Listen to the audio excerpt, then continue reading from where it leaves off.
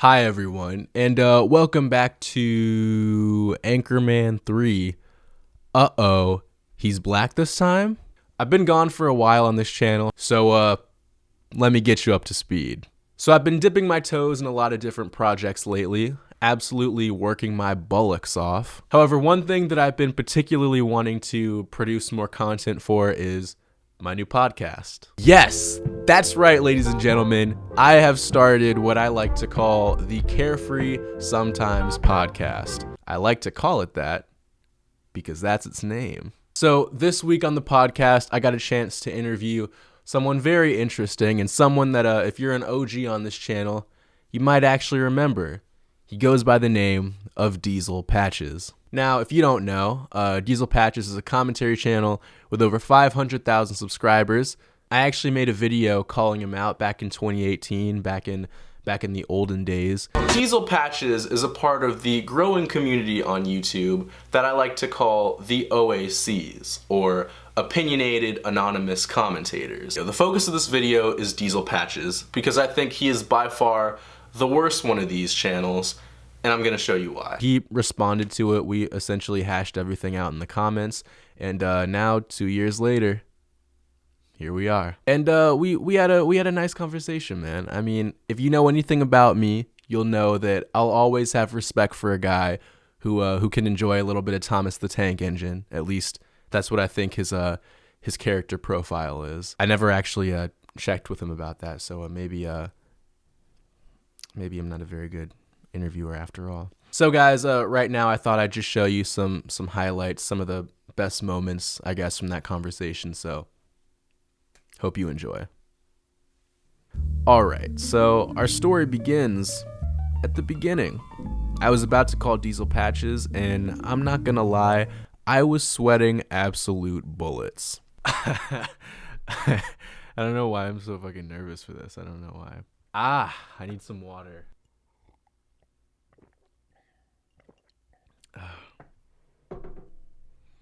That's that good stuff. However, shortly after that, I finally mustered up the balls to make the call, and Diesel and I spent the first several minutes exchanging some playful banter and pleasantries. All right, so on this episode, we're talking to Diesel Patches today. So say hello to the good people, Diesel. Hello.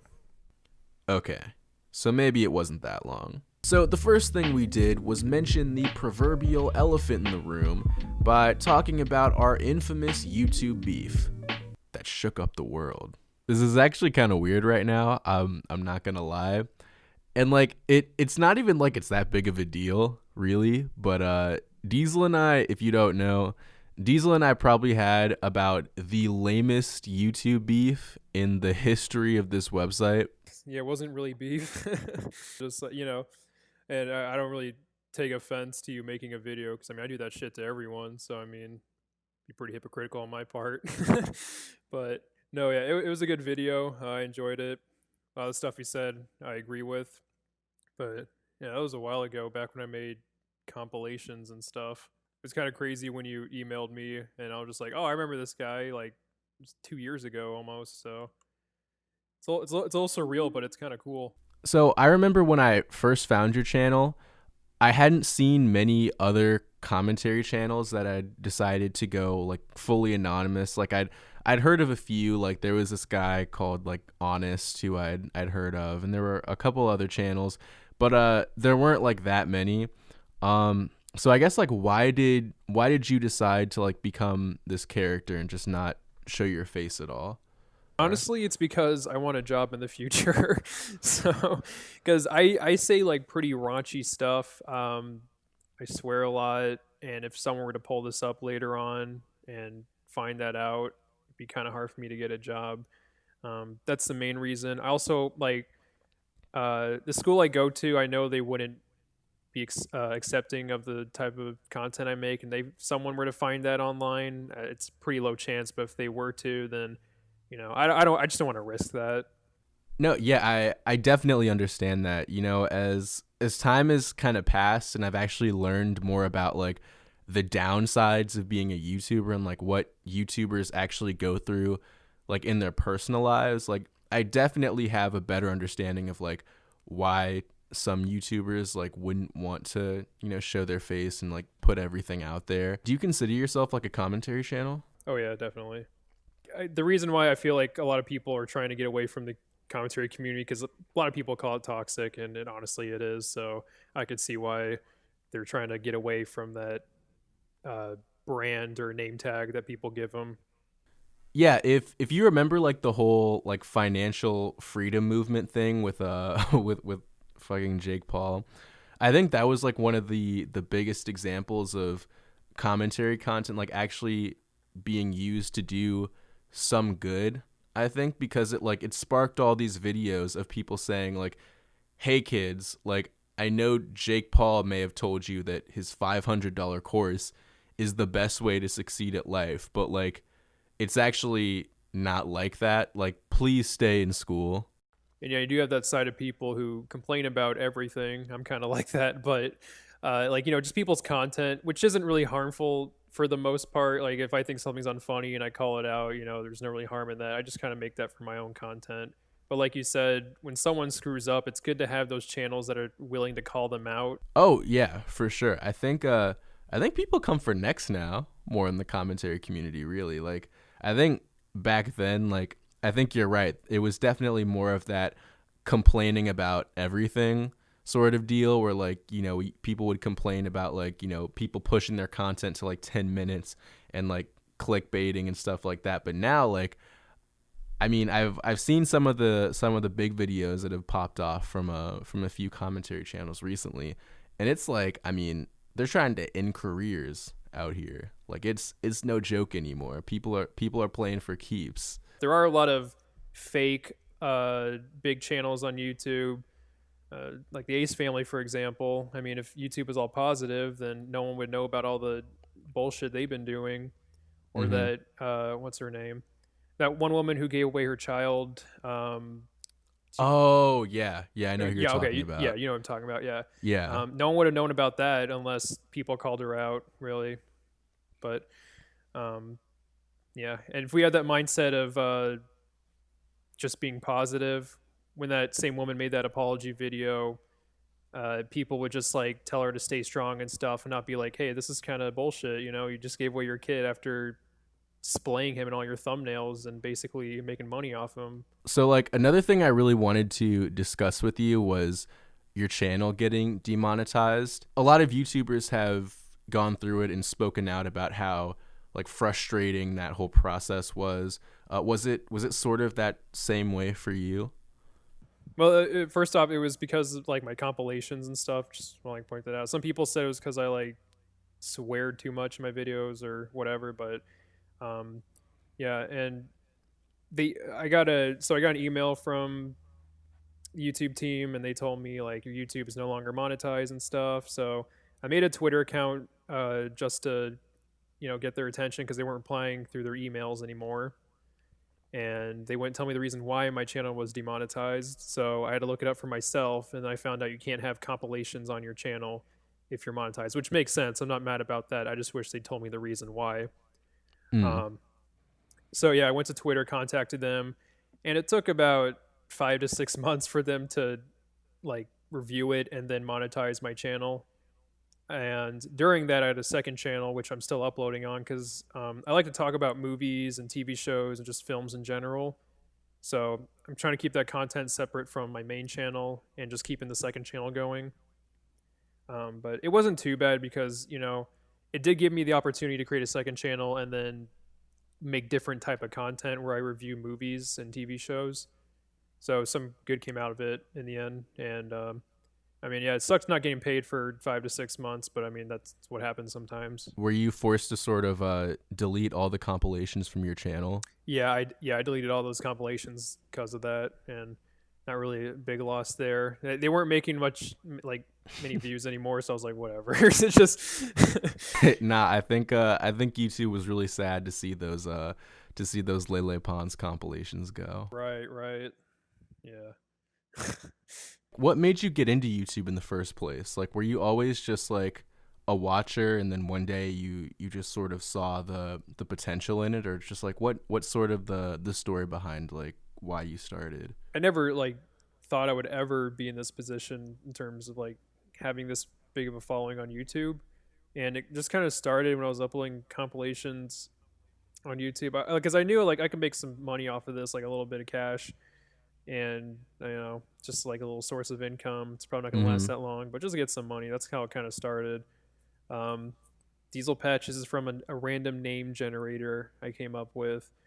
Um, Oh, no shit. yeah, I like just two random names together, and I just started uploading compilations, and I was like, okay, these compilations are still making me a bit of cash, so might move to commentaries, see how much I can make from that. I started doing that. Commentaries weren't getting that many views when it first started, and I kind of shifted to that though when they started to gain more popularity.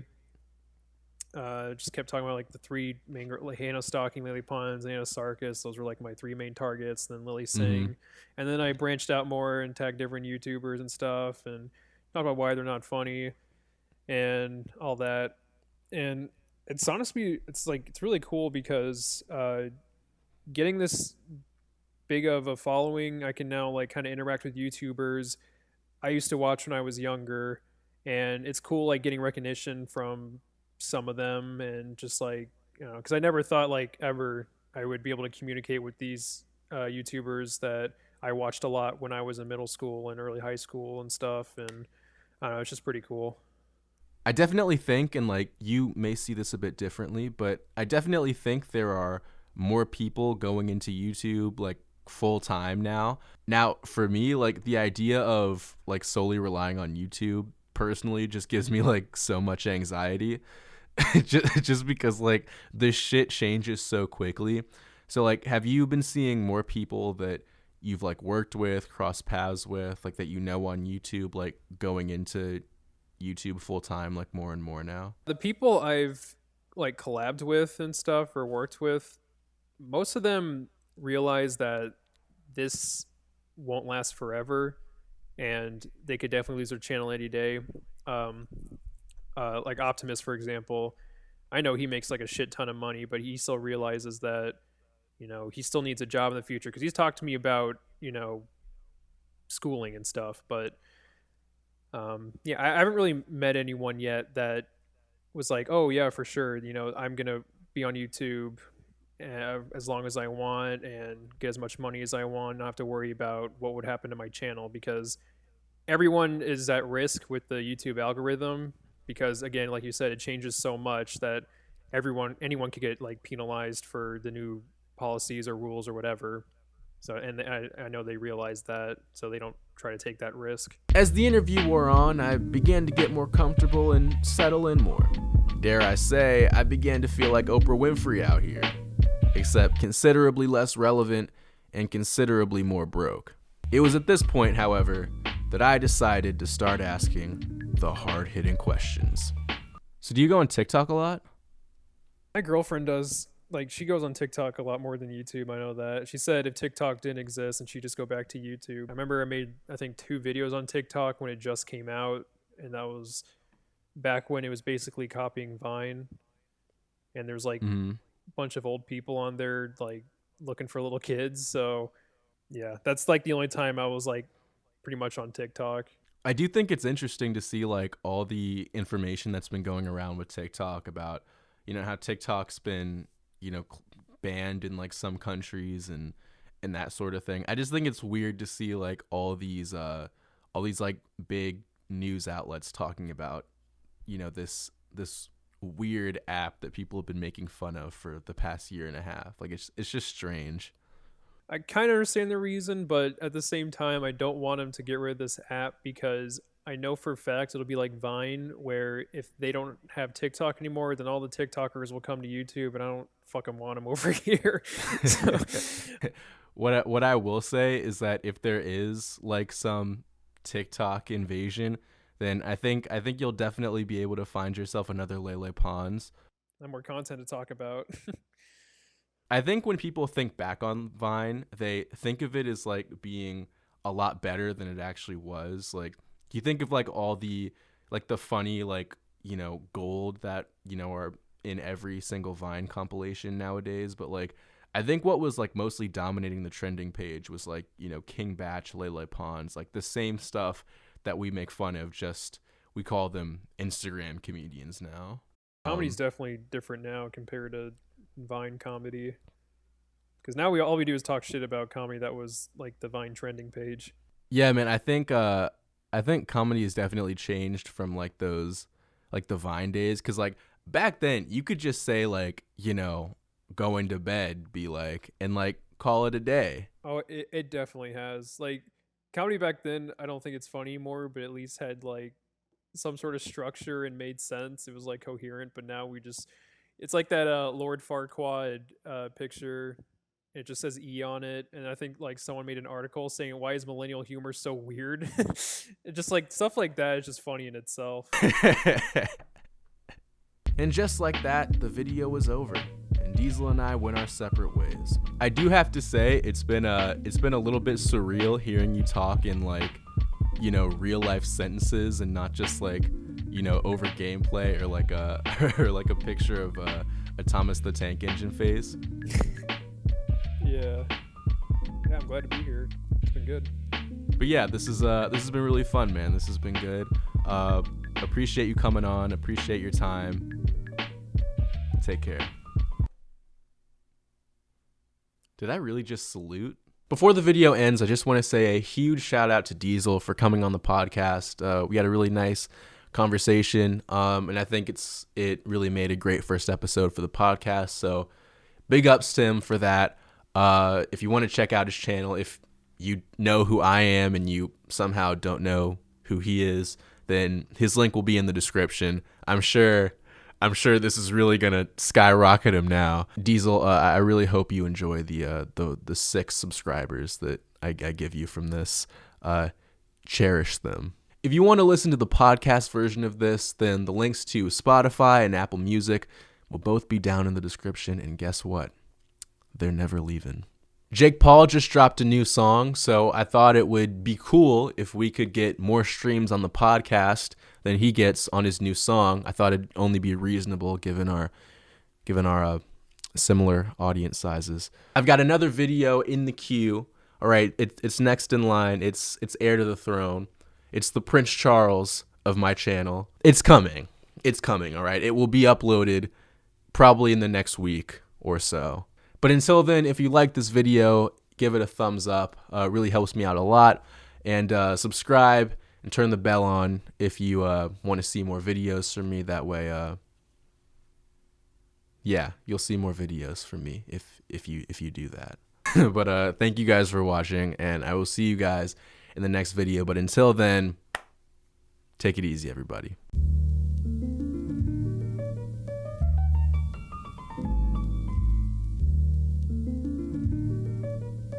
Well, that's going to do it for the sports today. I've been HemanThatsMyName.